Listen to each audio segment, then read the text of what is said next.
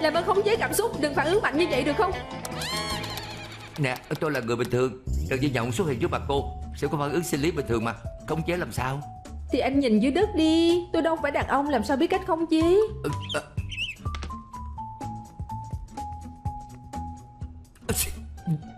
Ấy, được rồi, hôm nay tới đây được rồi. Mặc quần áo vào đi, tôi chuẩn bị đi làm.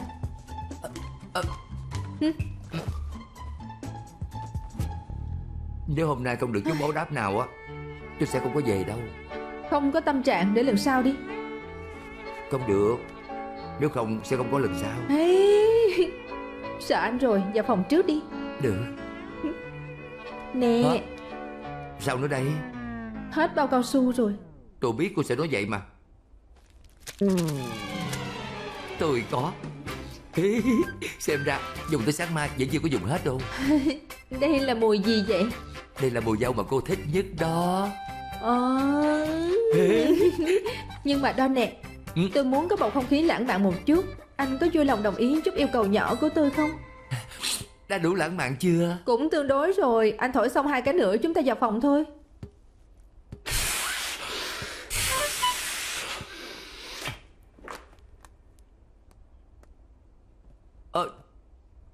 Tôi quên mất có cuộc hẹn với khách hàng. 15 phút sau khách tôi tới tiệm sửa xe.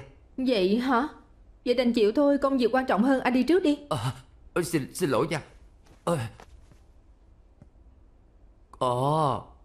Cô cố tình. Đi, sắp trễ giờ rồi kìa. Đi nhanh đi. Nhớ mặc quần áo đừng để bị cảm lạnh đó, biết không? Lần sau gặp lại nha, bye bye. Đang ngồi xe về văn phòng nè. Sự kiện mới kết thúc thôi, còn phải xử lý chút việc nữa mới về nhà được. Em hồi nãy bận tới nỗi không có thời gian để ăn trưa. Anh nói em có đói không? Anh làm thêm món về hạnh nhân để ăn sau bữa cơm. Vậy thì mới hoàn hảo. Ok, chút nữa gặp. Wow, chồng cô làm cơm cho cô ăn hả? Tốt với cô thật đó. Phải đó, anh ấy thương tôi lắm. Đây, tôi tên là Thanh, đây là danh thiếp của tôi. Sau này cần dùng xe thì gọi cho tôi giảm giá thêm cho cô. Cô cũng biết làm ăn thật đó. Phải vậy thôi, kiếm tiền khó khăn mà.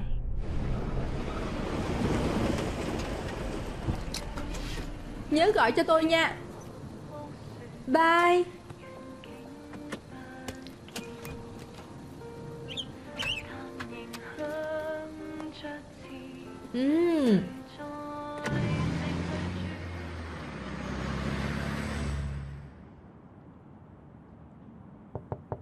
Chào. Từ từ nha. Xin chào. Đủ người rồi, có thể đi được rồi. Được. Sư phụ. Lý do xin giảm án của vụ án ngày mai nghĩ ra chưa? Cái gì? Xe chết máy rồi, làm ơn xuống xe. Cô nói gì chứ? Chết máy rồi, xuống xe. Tại sao đột nhiên chiếc xe lại bị chết máy? Cô muốn từ chối chở hả? Nên tôi đánh giá 1 sao hay không? Cứ tự nhiên, tôi nhiều sao lắm. Làm ơn xuống xe. Sư phụ à, cứ vậy bỏ qua hả? Ly cà phê ngọt quá, đổ bỏ giùm tôi đi. Ồ trời.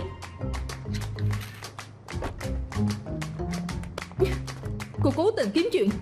Tôi bất cẩn thôi. Cô không hài lòng thì đánh giá xấu anh đi. Anh cũng nhiều sao lắm. Xin lỗi cô nha.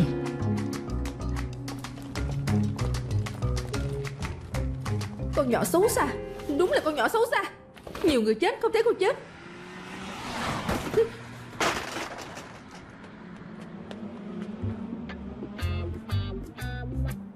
Lái nhanh như vậy để đi đầu thai hả? Cố Linh Sang.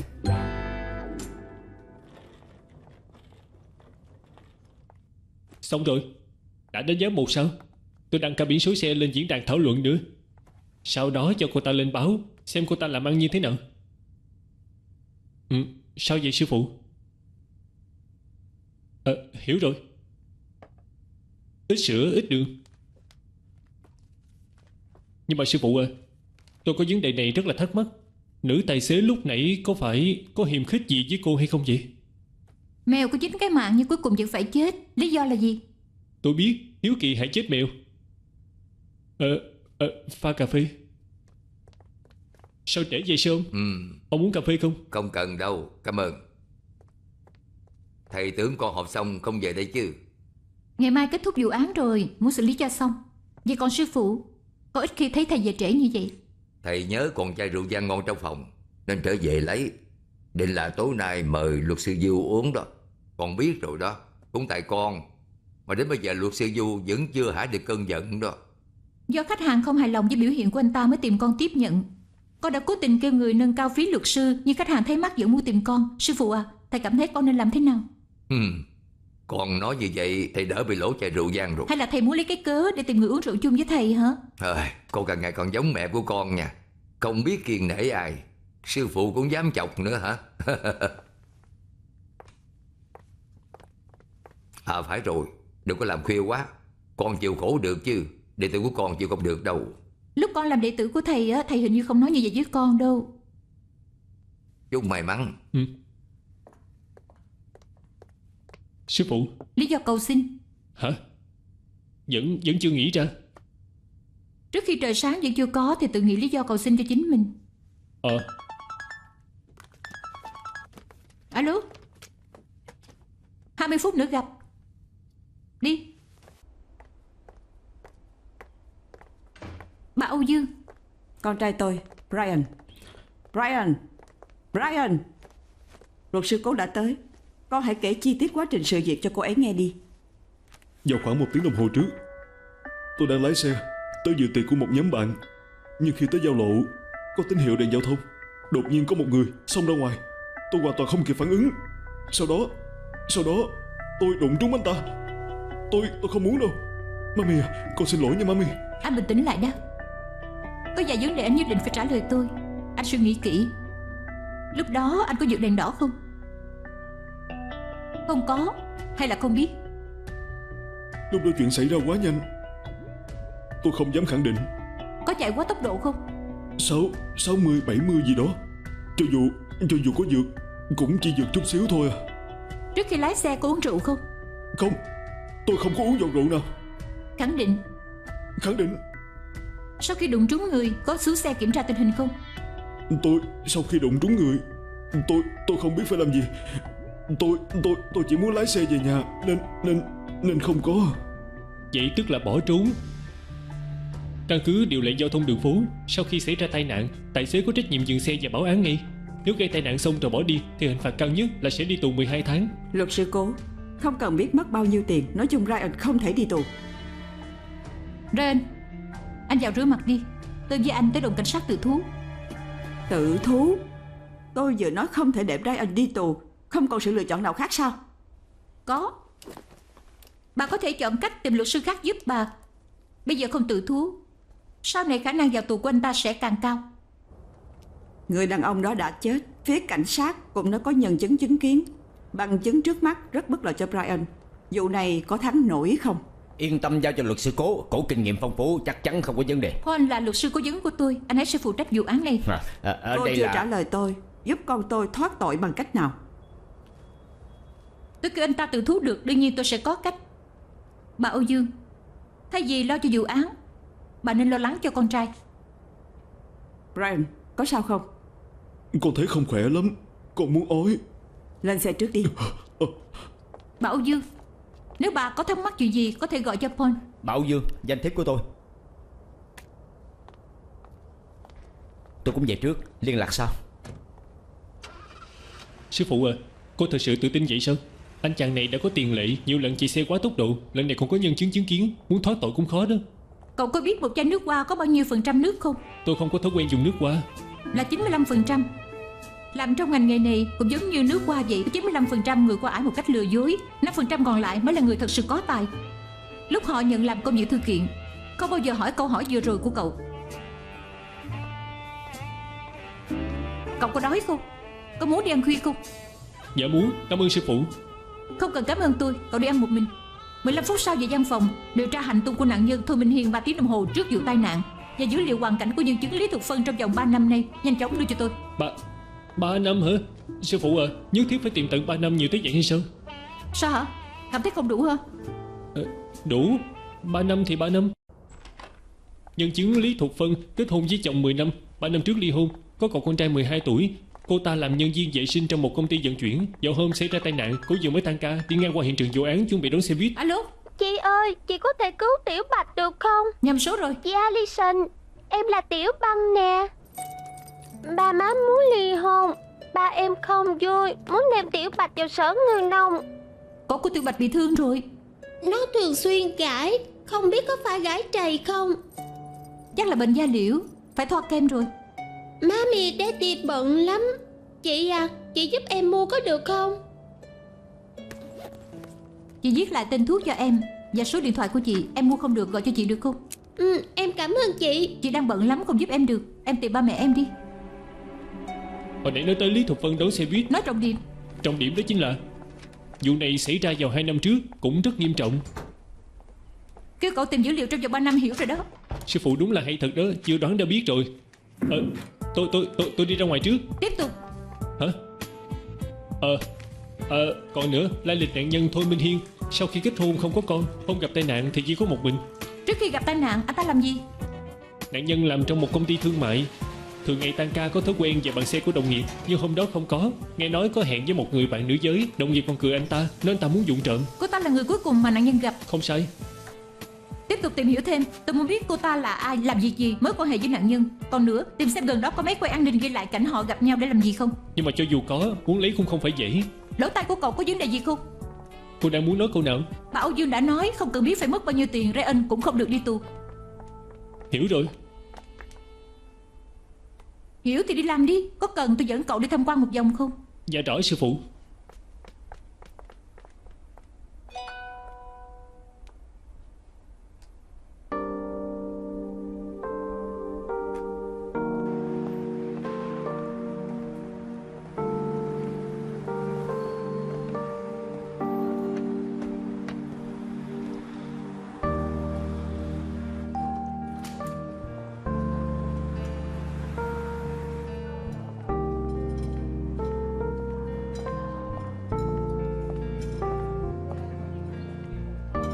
Còn tới rồi hả? Nè, ngủ đi. Sao nó có việc gấp tìm tôi? Có chuyện gì? Còn muốn ăn cái gì hay là mình gọi đồ ăn trước đi? Không cần. Có chuyện gì cứ nói đi. Làm ơn. Dạ. Một phần bánh mì nướng, bánh mì sandwich trứng nướng nha. 2 ly trà sữa nóng. Ok, rõ rồi. Cảm ơn. Người pha trà sữa ở đây á đã làm hơn 50 năm rồi, nhưng ông ấy vẫn không có chịu nghỉ hưu. Ông ấy sợ nếu nghỉ hưu sẽ không có ai tiếp quản. Vậy cũng phải. Với kỹ năng pha trà sữa và độ ngon của nó, những người trẻ bây giờ không thể nào pha giống như ông ấy được đâu. Con còn nhớ không? Lúc con còn nhỏ rất thích xem bác Từ pha trà sữa, nhìn tới nỗi không có chớp mắt luôn. Nên hôm nay ba tình cờ sắp xếp chỗ ngồi này cho con, để con có thể ôn lại kỷ niệm. Người phải nhìn về phía trước. Chuyện ngày xưa tôi quên hết rồi. Cũng không cảm thấy có chuyện gì cần ôn lại. 2 ly trà sữa. Được, cảm ơn. Bà còn nhớ con dùng một gói đường có đúng không? Không cần. Ông có thời gian 1 ly trà sữa. Nói. Nói tới pha trà sữa, bà nhớ vào năm con được 5 tuổi, lần đầu tiên uống trà sữa, con vui mừng lắm, bưng ly trà sữa lên uống ừng là hết sạch. Nhưng mà chưa được 1 phút sau thì con đã ói hết tất cả ra rồi. Ông nói xong rồi đúng không? Tôi đi đây. Linh Sang à, cho bà nói thêm một câu nữa. Gần đây con mới nhận một vụ án gây tai nạn bỏ trốn, có đúng không? Nghe bà nói đừng có nhận con, tìm một lý do từ chối đi. Tại sao? Lý do thì bà không có tiện nói ra. Con làm bớt một vụ đối với con mà nói đâu có ảnh hưởng gì đâu. Con hứa với bà có được không vậy?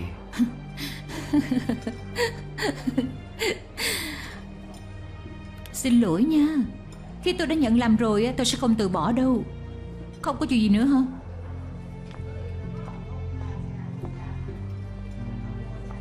Tôi đã cai trà sữa từ lâu rồi. Sau này không có chuyện gì, đừng có tìm tôi. Bị cáo Âu Dương Điền, bị truy tố tội lái xe nguy hiểm, gây tai nạn chết người tại giao lộ Cửu Long Thành vào ngày 4 tháng 2. Thưa cô Lý, cho hỏi vào ngày xảy ra tai nạn, cô đi ngay hiện trường vụ án có đúng không? Phải. Cô có thể miêu tả lúc đó cô đang làm cái gì không? Lúc đó tôi vừa mới tan ca, dự định đón xe buýt về nhà. Lúc đó đã xảy ra chuyện gì? Sau khi qua cột đèn giao thông, đi vào đường của người đi bộ, tôi nghe thấy một tiếng rầm, nên quay đầu lại nhìn, thì thấy có người bị xe đụng trúng. Vậy lúc cô đi ngang qua đường, đèn xanh hay đèn đỏ chị? Là đèn xanh. Chiếc xe đụng trúng người đó là xe màu gì? Là xe tư nhân màu xanh. Vậy chiếc xe tư nhân màu xanh đó sau khi đụng trúng người có dừng lại không? Không. Rồi sau đó, cô làm gì? Tôi nhìn biển số xe của hắn ghi nhớ lại, sau đó gọi điện báo cảnh sát. Cảm ơn nhiều. Thưa ngài thẩm phán, tôi đã hỏi xong. Thưa cô Lý, hồi nãy cô nói lúc cô đi qua đường đèn dành cho người đi bộ là màu xanh. Phải. Là màu xanh bình thường hay là màu xanh đang nhấp nháy vậy? Lúc tôi qua đường chưa nhấp nháy. Khi cô nghe thấy tiếng động một cái rầm, đèn đang nhấp nháy hay là đèn đã chuyển màu rồi? Chắc là chưa chuyển. Chắc là chưa hay là chắc chắn chưa? Tôi cũng không nhớ nữa. Tức là lúc cô nghe thấy tiếng rầm đó, đèn dành cho người đi bộ có thể là màu xanh cũng có thể là màu đỏ. Cô có đồng ý không? Đồng ý. Cô có thể nói về tình trạng hôn nhân của cô hay không? Tôi từng kết hôn, đã ly hôn, bây giờ độc thân. Có con gái không? Có. Bao nhiêu đứa con? Phản đối. Tình trạng gia đình nạn nhân hoàn toàn không liên quan tới vụ án. Thưa ngài thẩm phán, tình trạng gia đình và trải nghiệm trước đó của nhân chứng hoàn toàn có thể ảnh hưởng đến phán đoán của cô ta tại hiện trường. Phản đối vô hiệu, bên biện hộ có thể tiếp tục. Nhân chứng hãy trả lời, cô có bao nhiêu đứa con? Một con trai. Bây giờ cậu ấy mấy tuổi, có đang đi học không? Nó không còn ở đây nữa. Không còn ở đây à? Ý là nó đã chết rồi. vì lý do gì? Bị xe đụng chết đó. Cô hài lòng chưa hả? Sau khi con trai của cô qua đời, cô đã gặp đả kích rất lớn, từng phải khám ở khoa bệnh thần kinh, thời gian trị liệu tận 2 năm trời. Có chuyện như vậy thật không? Có. Thì đã sao? Liên quan gì tới việc tôi làm nhân chứng? Tại sao cô cứ phải hỏi những câu hỏi như vậy chứ? Nhân chứng, cô chỉ cần trả lời câu hỏi của luật sư biện hộ là được rồi. Cô Lý, hồi nãy cô nói sau khi cô qua đường thì nghe tiếng động rầm mới quay đầu lại nhìn, cô có đồng ý không? Đồng ý. Nhân chứng, tôi muốn nhấn mạnh một điều là cô nghe thấy tiếng động rầm mới quay đầu lại nhìn, chứ không phải tận mắt chứng kiến nạn nhân bị xe đụng. Cô có đồng ý hay không? Đồng ý. Con trai cô qua đời vì tai nạn xe khiến cho cô có thành kiến với tài xế gây tai nạn bỏ trốn. Nếu một mực nhận định đương sự của tôi đã vượt đèn đỏ, chắc chắn đã bị chiếc xe đụng trúng. Cô có đồng ý hay không? Tôi không đồng ý. Vậy sao cô dám khẳng định tiếng động rầm đó đến từ âm thanh do chiếc xe của đương sự tôi đụng trúng nạn nhân chứ? Nhất định là hắn. Nếu không phải hắn vượt đèn đỏ thì đã không đụng chết người. Con trai tôi cũng bị những người này hại chết. Những người này nhất định sẽ gặp báo ứng. Ông trời sẽ hại chết chúng. Thưa ngài thẩm phán, tôi không còn câu hỏi khác. Thưa cô Lý, cho hỏi hiện giờ cô còn sử dụng thuốc trị liệu tâm thần không? Không có. Ngừng thuốc bao lâu rồi? Hơn nửa năm rồi. Do bác sĩ khoa thần kinh chỉ định ngừng thuốc hay là cô tự ý ngừng thuốc? Bác sĩ nói tôi đã ổn, kêu tôi không cần uống nữa. Cảm ơn cô. Thưa ngài thẩm phán, tôi không có gì hỏi thêm. Tôi có người bạn làm luật sư. Ông ấy nói cho dù phủ định lời khai của nhân chứng cũng không có nghĩa Ryan sẽ không sao. Ông ấy nói quan trọng nhất đó là chứng minh nạn nhân qua đường không đúng luật. Lỗi của anh ta không phải là của con trai tôi. Bà Âu Dương à, hồi nãy điều thứ... Bạn của tôi còn nhắc nhở tôi phải theo dõi sát sự việc. Không hiểu thì hỏi cho rõ. Tuyệt đối không được lơ là tin hết vào luật sư. Tôi hiểu rõ tâm trạng của bà. Nhưng thói quen của tôi là khách hàng đã giao trách nhiệm cho tôi thì phải buông tay để tôi làm. Nếu như bà không tin tôi, vẫn là câu đó, bà có thể tìm người khác giúp bà. Hoặc bà có thể kêu con trai bà chọn cách tự bào chữa. Sẵn tiện tôi xin nhắc, tiền lệ tự bào chữa thua nhiều thắng ít, không đáng để mạo hiểm. Bề mặt thì Ryan không có nhiều phần thắng, nhưng tự bào chữa không chỉ phải dựa vào bằng chứng đâu, còn phải xem câu chuyện của ai kể cảm động hơn. Cảm động được thẩm phán thì tự khắc sẽ thắng vụ kiện. Người bạn luật sư của bà không nói điều này phải không? Đoạn phim này ghi lại hình ảnh của nạn nhân Thôi Minh Hiên trước cửa một cửa hàng tiện lợi cách thời gian xảy ra vụ tai nạn khoảng 5 phút. Người cuối cùng mà nạn nhân gặp là người phụ nữ này. Sau khi nạn nhân rời khỏi chỗ đó qua khỏi một khu phố thì gặp tai nạn. Cô Thôi, Cho hỏi cô có quen biết người phụ nữ đi cùng với chồng của cô không? Tôi biết. Cô ấy tên là Ân, là người yêu cũ của chồng tôi. Cô có biết hôm đó chồng cô có hẹn với cô ta hay không? Anh ấy không nói với tôi. Về tờ chi phiếu cũng không nhắc tới. Không. Cô nói nạn nhân tức chồng của cô đã lâu rồi không gặp lại người yêu cũ, nhưng cô lại không biết hôm đó nạn nhân hẹn gặp người yêu cũ. Cô hình dung mối quan hệ vợ chồng này như thế nào? Phản đối. Thưa ngài thẩm phán, mối quan hệ vợ chồng với nạn nhân và nhân chứng với việc bị cáo lái xe gây nguy hiểm không liên quan với nhau. Thưa ngài thẩm phán, quan hệ giữa nạn nhân và nhân chứng đủ để khiến cho hành vi lúc đó của nạn nhân có sự phán đoán sai lầm. Phản đối vô hiệu, mời nhân chứng tiếp tục trả lời. Nói chung chồng tôi rất tốt với tôi, ảnh rất thương tôi, tuyệt đối không làm ra những chuyện có lỗi với tôi. Chuyện có lỗi mà cô đang nói ở đây có bao gồm việc nạn nhân cố ý che giấu chuyện tiếp tục gặp mặt người yêu cũ? Ảnh không cố ý che giấu. Anh ấy làm vậy nhất định là có lý do riêng. Một cặp vợ chồng ân ái chung sống không phải nên thành thật với nhau hay sao? Tôi không hiểu cô muốn hỏi gì. Luật sư Cố, câu hỏi của cô nên hỏi cụ thể hơn. Được, thưa ngài thẩm phán. Cô thôi. Mối quan hệ của cô và nạn nhân thật ra chỉ tạm tạm, thậm chí hôn nhân đã xảy ra vấn đề, và chuyện anh ta nảy sinh tình cảm với người yêu cũ cô cũng không hề biết. Cô có đồng ý không? Không đồng ý. Cô đừng vô tội cho chồng của tôi. Ảnh và người yêu cũ không có chuyện gì hết. Trước vụ tai nạn tôi với ảnh vẫn đang nói điện thoại mà. Nói chuyện gì vậy? Có phải muốn chia tay với cô không? Không phải. Chúng tôi nói chuyện rất là vui. Ảnh còn nói mua sẵn chè đợi tôi về nhà. Mua chè là vì muốn dỗ ngọt cô, muốn níu kéo cuộc hôn nhân này. Cô nói bậy rồi, hoàn toàn không có chuyện như vậy mà. Nhân chứng tôi muốn nói rõ điều này. Vào ngày xảy ra tai nạn, cô và nạn nhân nói chuyện điện thoại, rất có thể vì chuyện xuất hiện của người thứ ba nên cả hai đã xảy ra cự cãi, thậm chí đề cập ly hôn. Kết quả anh ta đã xông ra đường lớn trong tình trạng tâm trí rối bời. Cô đồng ý hay không? Không đồng ý. Tại sao cô cứ phải nói đảo ngược mọi thứ vậy chứ? Bây giờ chồng của tôi bị xe đụng chết, tôi mới là người bị hại. Tại sao cô thẩm vấn tôi như một tội phạm vậy? Nhân chứng, cô hãy khống chế cảm xúc bản thân. Thưa ngài thẩm phán, tôi đã hỏi xong. Cô thôi, cô và chồng của cô kết hôn được bao lâu rồi? Cho tới hôm nay là 4 năm 8 tháng lẻ 3 ngày. Cô thật sự nhớ rất rõ. Mỗi một sự việc liên quan tới chồng tôi, mỗi một chi tiết tôi cũng không thể quên được. Anh ấy cũng làm vậy với tôi. Căn cứ theo lời khai của cô, trước khi chồng của cô gặp tai nạn, không chỉ mua chè cho cô ăn, còn dự định nấu cơm tối cho cô ăn nữa, có phải không? Phải. Dù anh ấy có bận cỡ nào cũng sợ tôi sẽ bị đói. Sau khi tan ca, nếu chợ chưa đóng cửa, anh cũng sẽ đi mua đồ về nấu cho tôi ăn. Anh thật sự rất tốt với tôi, rất là thương tôi.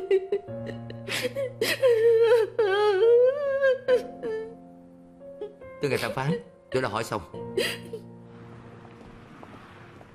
Cô thôi à, cô bình tĩnh lại đi mà. Tại sao cô lại bẻ cong sự thật, nói chồng tôi có người thứ ba chứ? Có khi chồng tôi có lòng tốt cho cô ta mượn tiền thôi. Mấy người làm luật sư không phải nên công bằng công chính hay sao? Sao cô có thể vì tiền dùng thủ đoạn bị ổi vô tội cho chồng của tôi hả? Cô là vợ của nạn nhân nên tôi hiểu rất rõ tâm trạng hiện tại của cô. Nhưng tôi là luật sư biện hộ của bị cáo, tôi chỉ đang thực hiện đúng trách nhiệm cần có của tôi thôi. Cô dùng thủ đoạn hạ lưu mà còn dám nói lý lẽ nữa hả? Bây giờ chồng tôi chết rồi, anh ấy mãi mãi không quay trở về nữa. Cô có còn lương tâm hay không hả? Bình tĩnh lại đi mà cô thôi. Người như mấy người sẽ gặp báo ứng.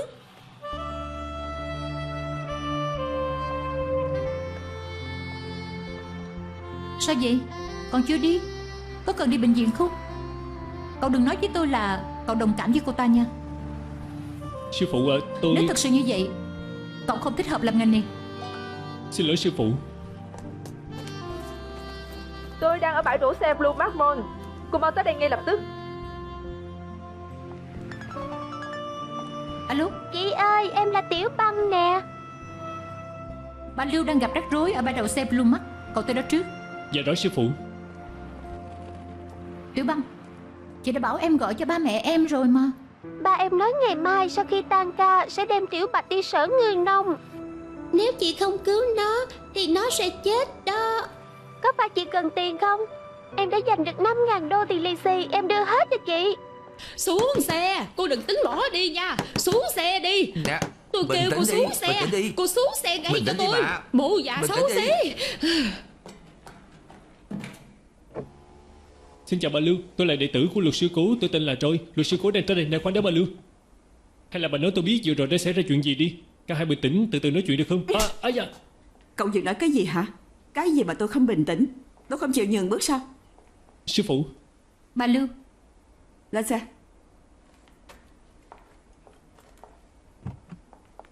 Đó là đệ tử kiểu gì vậy hả? Nói chuyện nghe không lọt tai gì hết, còn nói sau này làm luật sư. Cậu ấy thực tập thôi. Bà Lưu, vừa rồi trong điện thoại bà nói không được rõ lắm. Có thể nào nói cụ thể hơn? Rốt cuộc đã xảy ra chuyện gì? Lúc nãy tụi tôi lấy xe, trong thang máy đã có nhiều người lắm rồi. Người đàn bà đó cứ phải chen vào, đạp trúng chân tôi, nên tôi mới đẩy cô ta ra.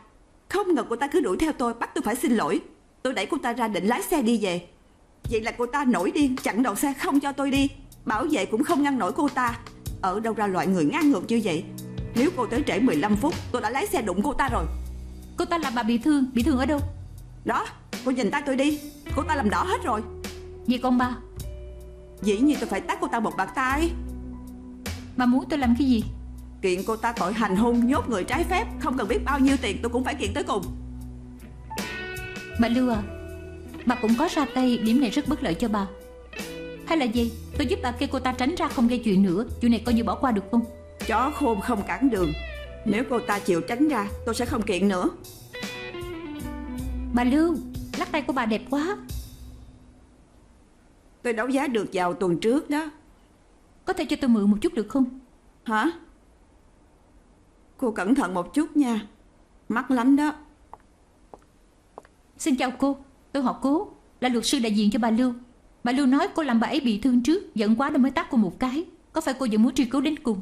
Dĩ nhiên, bà ta tát đỏ hết mặt của tôi. Bây giờ quỷ nhung da tôi rồi, tôi phải truy cứu đến cùng.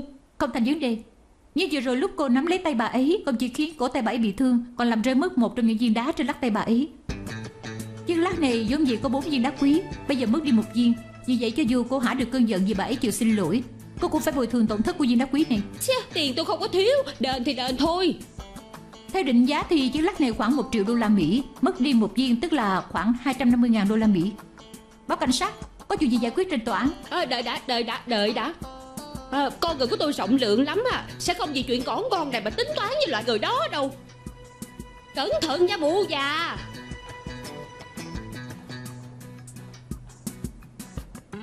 Bà Lưu, giải quyết xong. Chiếc lắc của bà. Ủa, sao mất 1 viên đá quý rồi? Rõ ràng có 4 viên mà. Vậy hả? Để xem. Không đúng. Lúc nãy á, bà đưa cho tôi cũng chỉ có 3 viên. Có khi nào lúc hai người tranh chấp bất cẩn làm rơi 1 viên không? Mau cho người tìm giúp bà đi. Mất đi 1 viên, cả chiếc lắc coi như bỏ luôn đó. Hả? Bà Lưu, tôi phải dự cuộc họp. Tôi đi trước. Đi. Nè, mau tới đây. Dạ, nè, tới đây đi. Tôi bị rơi mất 1 viên đá quý là màu đỏ đó. Mau tìm giúp tôi đi. Ok. Sư phụ, cô giúp tôi lấy lại công bằng hả? Nói gì vậy? Có phải muốn gặp bác sĩ khoa thần kinh? Hả? Bị hoang tưởng. Nè, mau gọi thêm người qua đây tìm phụ đi. Sau khi ăn xong, giúp tôi tới tòa án xin một lệnh cấm. Phải lấy được cho tôi trước 5 giờ chiều. Hả? Sao tự nhiên lại xin lệnh cấm như vậy chứ? Vụ mới hả? Được, không cần hỏi, chỉ cần làm. Đi ngay.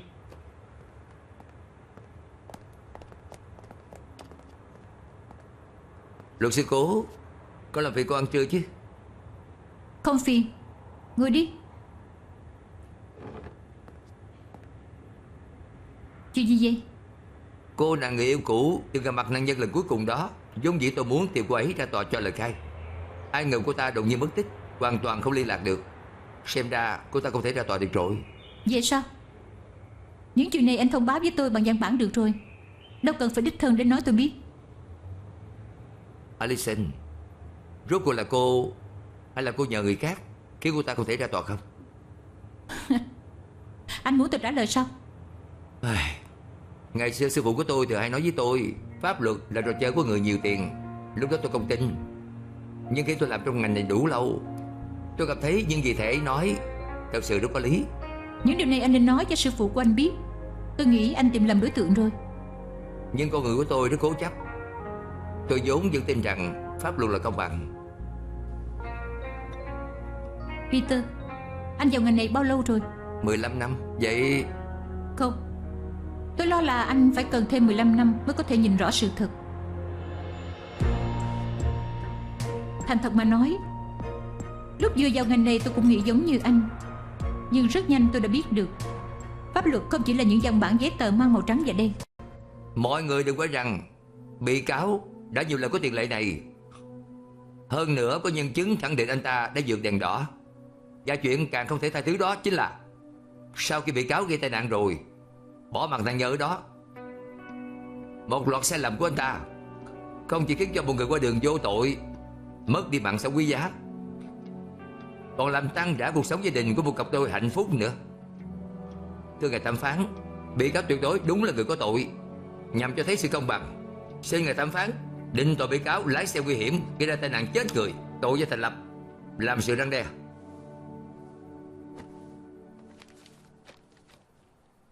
Tai nạn lần này chỉ là sự xui xẻo. Về mặt tình cảm, tôi cũng rất đồng cảm với người nhà của nạn nhân, và cũng hiểu được vợ của nạn nhân mong muốn thông qua tòa án đòi lại công bằng cho nạn nhân. Nhưng dưới tinh thần của pháp luật bình thường, chúng ta cần phải có bằng chứng xác thực chứng minh đương sự của tôi thật sự có lái xe gây nguy hiểm. Nhưng về tai nạn lần này mà nói, tại phiên tòa này chúng ta đều nhận biết rất rõ ràng, cho dù là hoàn cảnh khách quan hay là lời khai của nhân chứng, đều không có một chứng cứ xác thực nào có thể chứng minh đương sự của tôi vì vượt đèn đỏ mà đụng trúng người. Về phía nhân chứng, Lý Thục Phân từng có lịch sử bệnh trầm cảm, thêm thành kiến của cô ấy đối với tài xế, nên lời khai của cô ấy căn bản không đáng tin. Còn những tiền lệ trước đó mà mọi người biết đã là chuyện của 2 năm trước. Trong 2 năm nay, anh ta không hề nhận một phiếu phạt nào đủ để chứng minh anh ta là một người lái xe có trách nhiệm. Ngược lại, từ lời khai của vợ nạn nhân, chúng ta có thể đoán được mối quan hệ của họ đã gặp vấn đề từ lâu. Chúng ta cũng có lý do để tin rằng vì lý do nạn nhân của người thứ ba nên đã xảy ra cự cãi với vợ, kết quả bị phân tâm, đột nhiên lao ra đường lớn. Đương sự của tôi cũng vì hành động bất ngờ của nạn nhân, nhất thời phản ứng không kịp. Sau cùng nạn nhân đã xui xẻo bị xe đụng trúng. Sau vụ tai nạn vì quá hoảng sợ nên đương sự của tôi không dừng xe ngay. Nhưng anh ta chỉ mới được 22 tuổi, gặp phải chuyện lớn như vậy nhất thời không biết đối mặt ra sao hoàn toàn là chuyện có thể hiểu được. Nhưng khi anh ta bình tĩnh lại, lập tức làm tròn trách nhiệm của người dân, anh ta tới đồn cảnh sát tự thú để gánh chịu mọi trách nhiệm. Đương sự của tôi vẫn cảm thấy rất áy náy vì đã gây ra chuyện này, đang phải điều trị tâm lý. Thử hỏi, làm sao chúng ta có thể nhẫn tâm bắt một người trẻ tuổi có trách nhiệm và có tương lai chịu sự trừng phạt không cần thiết? Thưa ngài thẩm phán, với những nguyên nhân như tôi vừa nói, tôi khẩn khoản xin ngài thẩm phán phán đương sự của tôi, Âu Dương Điền, lái xe nguy hiểm gây ra tai nạn chết người, tội danh không thành lập. Cạn ly. Cạn ly. Lần này tòa phán từ tội lái xe nguy hiểm gây tai nạn chết người đổi thành lái xe bất cẩn, tội danh đã giảm nhẹ rất nhiều. Với Ryan mà nói đã có kết quả tốt nhất rồi. Nhưng mà vẫn chưa phán. Ryan có khi nào... Căn cứ những tiền lệ trước đó, Ryan lần đầu phạm tội, khả năng ngồi tù rất thấp, cùng lắm chỉ phạt tiền hoặc phục vụ công tác xã hội. Thật sao? Vậy là Brian không cần đi tù rồi. Brian, lần này cũng nhờ có luật sư Cố, mời người ta một ly đi. Dạ. Luật sư Cố, cảm ơn cô. Ryan, phòng vệ sinh nam ở bên kia mà. Tôi cố ý tới tìm cô. Có chuyện này tôi biết mẹ tôi chắc chắn sẽ không đồng ý, vì vậy tôi muốn nói chuyện riêng với cô. Là chuyện gì? Tôi tính bồi thường chút tiền để hỗ trợ cho vợ của nạn nhân. Cô giúp tôi liên hệ được không? Đền 300.000, cô thấy như vậy có đủ không? Tòa án không yêu cầu anh làm vậy. Đây là việc làm không cần thiết. Không phải, dạo này tối nào tôi cũng thấy ác mộng. Tôi thực sự cảm thấy rất bất an. Tai nạn thì không ai muốn đâu. Anh cũng đừng tự trách mình nữa. Nếu như đã phán rồi, tôi không ngại nói thẳng với cô. Ngày hôm đó, tuy là tôi không có uống rượu, nhưng mà thực ra trước khi lái xe đi, tôi đã lén sử dụng vài liều cần sa trong phòng riêng của tôi. Cho nên lúc tôi đụng trúng anh ta, tôi còn đang phê thuốc. Tôi không dám khẳng định có vượt đèn đỏ không. Nếu không phải tôi, anh ta đã không chết. Sao không nói cho tôi biết sớm? Tôi xin lỗi, tôi không cố ý muốn gạt cô đâu. Những gì anh vừa nói tôi coi như chưa từng nghe. Anh không được nói với bất kỳ ai, nhất là với mẹ của anh.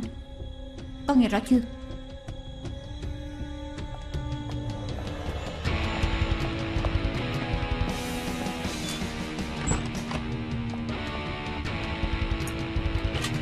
Tới rồi sao? Anh khui sẵn sắp banh rồi.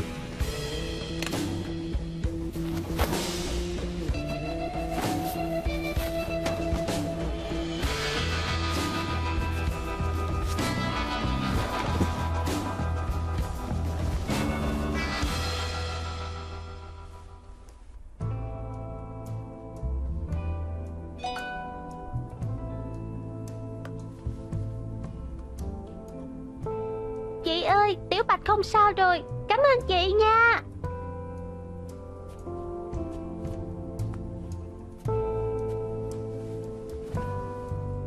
Hình như hôm nay em khác với mọi ngày. Có chuyện gì cần anh giúp không? Không có. Giá thu mua cộng thêm 3%. Anh nói với họ đây là giá cuối cùng mà tôi trả. Cho họ 1 tiếng đồng hồ để suy nghĩ. Vậy đi. Sao em về nhanh vậy? Sắp 7 giờ, về được rồi. Vẫn còn 5 phút mà. Uống luôn ly sâm banh trước đi. Không mất tới 1 phút đâu.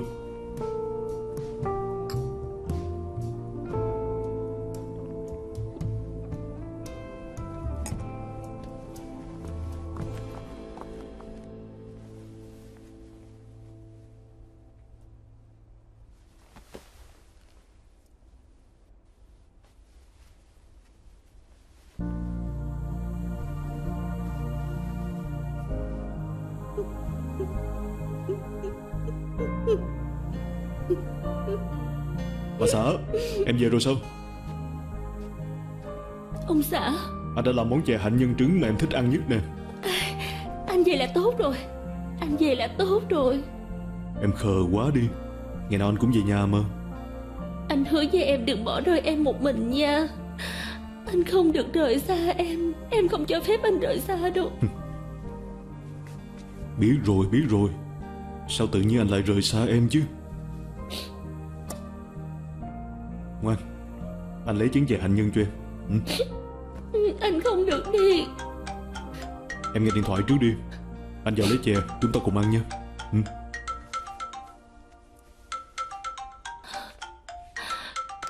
Alo. Ray, có sao không vậy? Sao lâu quá mới chịu bắt máy vậy? Ray. Tôi không sao, thôi vậy nha. Ông xã.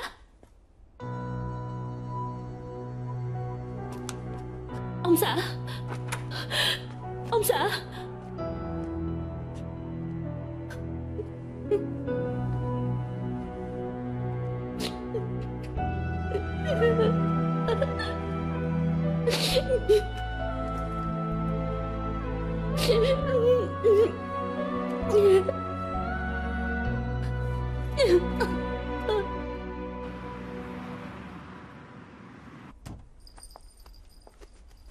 Nè Tiểu Bạch. Làm gì vậy? Sư phụ à, tôi bó tay với con chó này rồi. Con chó cũng không giải quyết được. Tôi bắt đầu nghi ngờ cuộc sống của cậu còn có giá trị gì. Nè. Còn không bắt được mày hay sao? Sư phụ à, em gái đó nói Tiểu Bạch có thói quen sáng sớm nó đi phân cứng, phải dẫn nó xuống công viên để mà giải quyết. Sư phụ à, tôi còn phải chăm sóc cho nó bao lâu nữa? Định cấm nó thế nào? Thì ba của Tiểu Băng không được đem con chó tới sở ngư nông, với lại tạm thời không được đụng vào con chó, nhưng mà không có nói là bao lâu. Cậu trả lời rồi. Hả? Vậy tức là còn phải chăm rất lâu hả? Hẹn được Tiểu Băng chưa? Rảnh rỗi dắt con chó ra gặp cô bé, mua một chiếc lồng chó để tiền vận chuyển, định kỳ thoa kem da liễu cho nó. Cậu biết xử lý đại tiểu tiện rồi đúng không? Quan trọng là những gì mà cậu đang làm tuyệt đối không được ảnh hưởng đến công việc hàng ngày.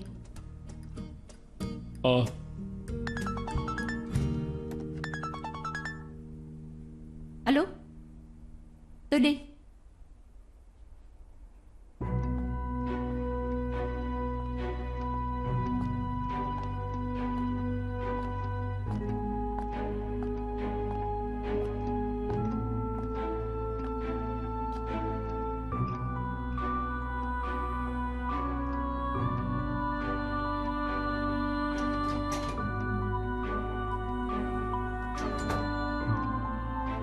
Luật sư Cố, chào cô. Anh là luật sư Tư Đồ. Tôi là luật sư đại diện của cha cô, ông Cố Bách Phương. Khi còn sống, cha cô đã ủy thác tôi giúp ông ấy tổ chức tang lễ và phân chia tài sản thừa kế. Thật ra ông Cố vào 1 năm trước đã bị ung thư phổi. Từng rất nỗ lực cứu chữa, tiếc là tới cuối cùng. Lúc đó tôi có hỏi ông ấy có cần báo cô biết không, nhưng mà ông ấy đã từ chối. Ông ấy dặn dò tôi kêu cô tới dự tang lễ của ông ấy. Ông ấy làm như vậy chỉ là không muốn làm phiền cô, hy vọng cô hiểu cho. Thật ra hôm nay ngoài cô ra, tôi còn thông báo cho một người khác nữa.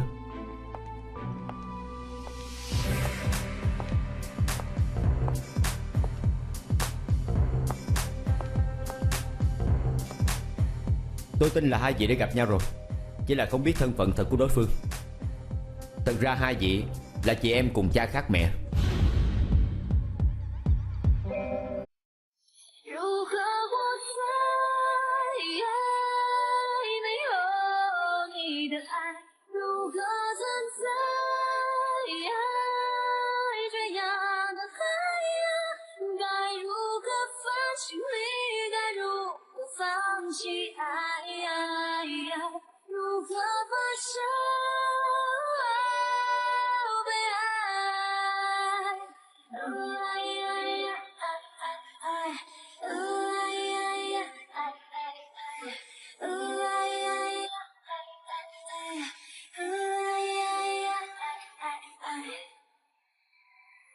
说悲伤是结局，悲伤就不能继续。还说相遇在未时，相遇时总会下雨。